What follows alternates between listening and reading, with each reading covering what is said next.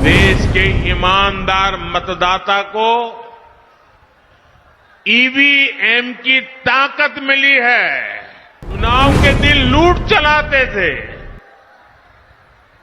Vote हड़प करने के खेल खेलते थे। इन लोगों से बर्दाश्त नहीं हो रहा था।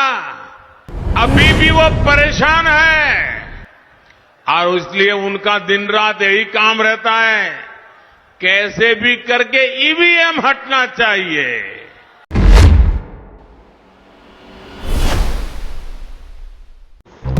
अररिया बिहार में प्रधानमंत्री मोदी ने कहा, आरजेडी कांग्रेस के एनडीए गठबंधन को ना देश के संविधान की परवाह है और ना ही लोकतंत्र की परवाह है।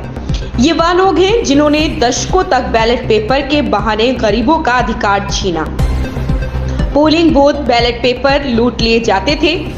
जब गरीबों को ईवीएम की ताकत मिली है तो चुनाव के दिन लूट करने वालों से बर्दाश्त नहीं हो रहा था, इसलिए वे ईवीएम को हटाना चाहते। लेकिन आज सुप्रीम कोर्ट ने मतपेटियों को लूटने इरादा रखने वालों को ऐसा गहरा झटका दिया है कि उनके सारे सपने चूर चूर हो गए। साथियों, आरजेडी कांग्रेस के इंडी गठबंधन को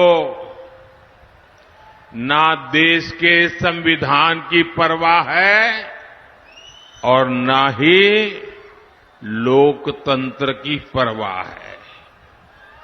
ये वो लोग हैं जिन्होंने दशकों तक बैलेट पेपर के बहाने लोगों का, गरीबों का अधिकार छीना।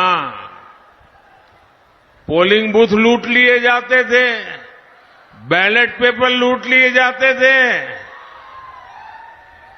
बिहार के लोग साक्षी हैं कि कैसे आरजेडी कांग्रेस के शासन में चुनावों में मतदान पत्र, बैलेट पेपर लूटे जाते थे। इतना ही नहीं, गरीबों को तो वोट डालने के लिए घर से बाहर भी नहीं निकलने दिया जाता था। मेरे दलित भाई बहन, मेरे पिछड़े भाई बहन, उनको तो डंडे के चोट पे घर के बाहर निकलना मना कर दिया जाता था। अब जब गरीबों को, देश के ईमानदार मतदाता को ईवीएम की ताकत मिली है, तो ये जो चुनाव के दिन लूट चलाते थे,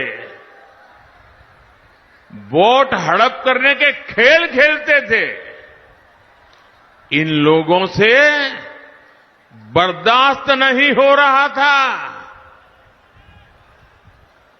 अभी भी वो परेशान है और इसलिए उनका दिन रात यही काम रहता है, कैसे भी करके ईवीएम हटना चाहिए। ये बटन दबाने वाला खेल बंद होना चाहिए, यही उनका खेल चल रहा है। इंडी गठबंधन के हर नेता ने ईवीएम को लेकर जनता के मन में संदेह पैदा करने का पाप किया है। लेकिन आज देश के लोकतंत्र की ताकत देखिए, बाबा साहब आंबेडकर के संविधान की ताकत देखिए। आज सुप्रीम कोर्ट ने अभी 1-2 घंटे पहले ही